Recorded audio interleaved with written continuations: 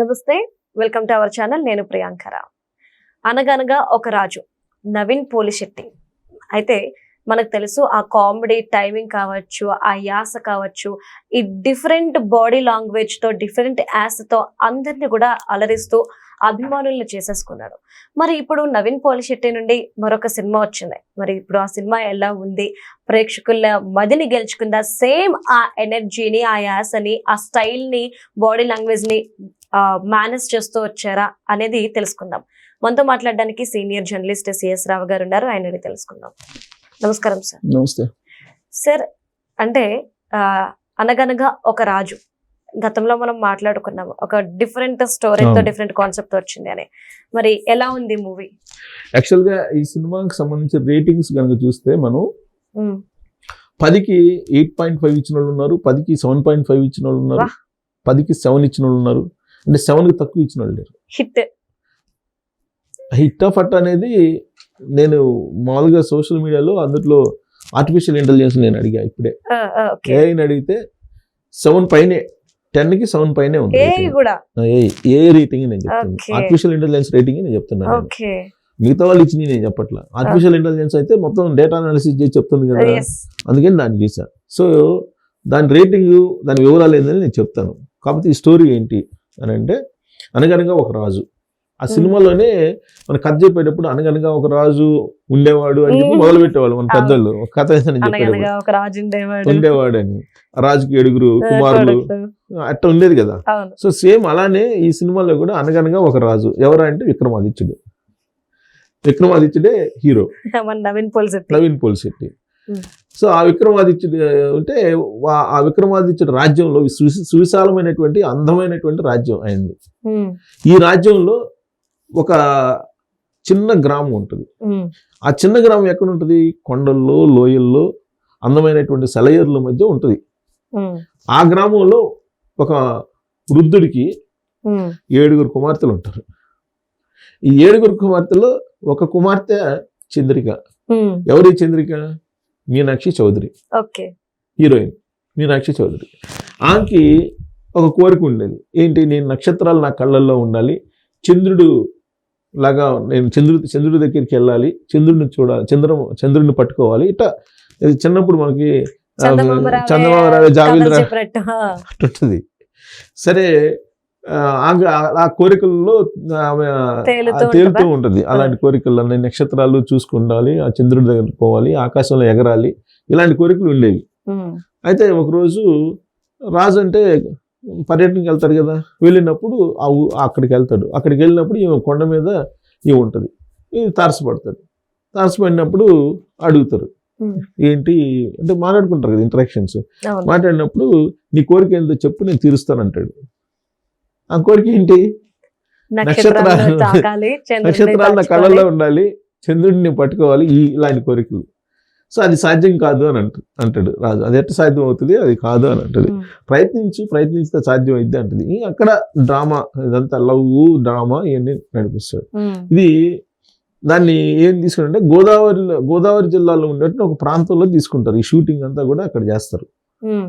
So అట్లా అది మొత్తం యాంబియన్స్ అలా ఉంటుంది అనమాట. సో అనగనగా ఒక రాజుకు సంబంధించినటువంటి క్లుప్తంగా కథ అది. మీనాక్షి చౌదరి హైలైట్. ఎందుకు?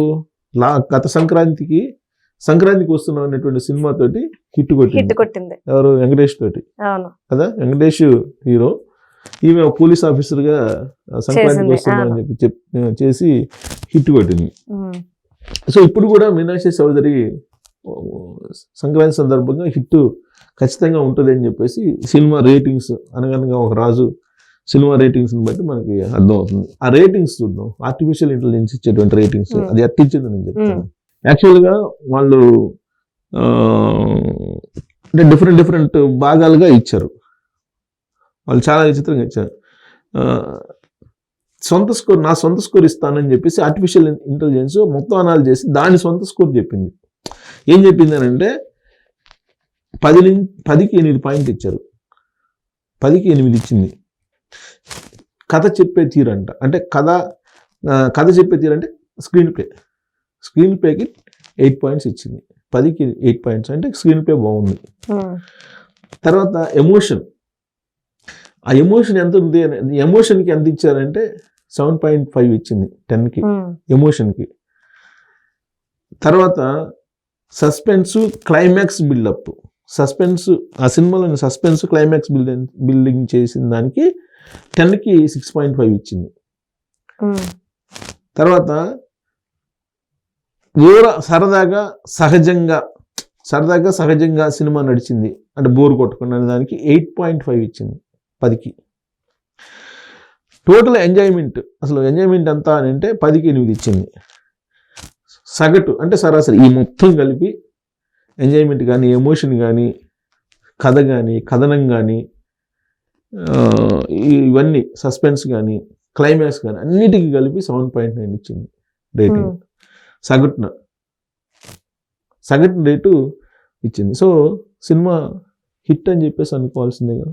7.9 అంటే 10కి 7.9 అంటే 10కి 7.9 ఇచ్చిందని అంటే నీకు హిట్ అని చెప్పేసి అనుకోవాలి. అంటే సంక్రాంతి బరిలోకి వచ్చినటువంటి సినిమాలు ఆల్మోస్ట్ మనం నిన్న కూడా ఒక వీడియో చేసాం.